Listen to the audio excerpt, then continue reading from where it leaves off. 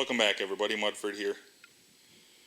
Today I thought I'd just show you what we're doing on Jeremiah's off-road lawnmower.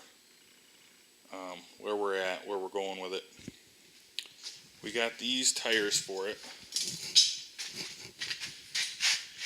You can see those are some pretty good off-road tread. I think they're for a little kid's four-wheeler. So those should work good. But we're not going to use that transmission. I think this one here might be a little bit better. This is a Spicer.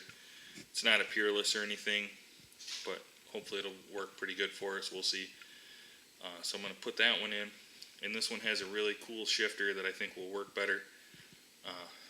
Probably could have adapted the other one to work with that shifter, but this should be a lot easier.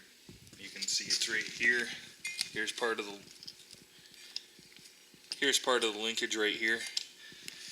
And then here is some more of it.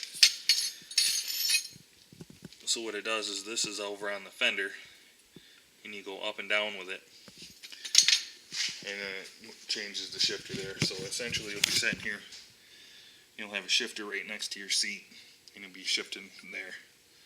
That's a lot better, I think, than the one that this was set up for, with the shifter right in your crotch. It'll be a lot easier to shift it this way. So we did lower the fenders a little bit. We just trimmed out. You can see the piece over there on the floor. We trimmed out a piece right there, and that let the fenders lower down a little bit. We haven't done the pulley swap yet. We're going to switch this transmission out, and then we're going to see if we can do the dock locker. Saw that on YouTube. Should work pretty good, better than welding, so we're going to try that. And we're just going to have to go from there. That'll be the rear end. We're going to definitely get a smaller pulley. And we're going to use the Fearless front double pulley clutch to make that work good.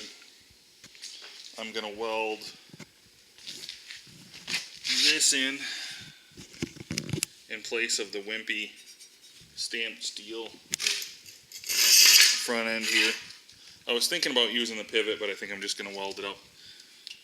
I'm just going to weld it up solid right here. Any place else where there's a hole, I'm going to weld it across there. And I think I'm also going to get a piece of plate that'll fit right here, like 3-inch plate, and run it from front to back, just to stiffen up the frame a little bit. We got the 17 horse. I think I'm going to use another Fearless front trick with the Mikuni carb. 26mm Mikuni. We'll switch it right out before we run it. That guy is really smart. He has a lot of lawnmower tips, so we're going to go with what works. So we're going to try that, and that should wake this up quite a bit. So that's the front end. We got these wheels at Tractor Supply in their bearings. So what we're doing is we're going to get go-kart spindles, and I just got to figure out where we need to mount them. Probably down further, I'm guessing. And then if I mount them down too far, we'll brace it to make it stronger. But this is the stance we're looking for right here, with a little bit of positive camber with the top of the wheel in a little bit. And that's about the perfect size. That should work pretty good for us. So that'll be that. We're going to run an exhaust. I'm not sure where it's going to go, how we're going to route it through yet. We're going to do that probably last, so that we can get everything else where we need it, and we'll just put the exhaust where the best place for it is. Whether it be outside the frame here or inside the frame, we'll just have to look and see what works best once we get that far.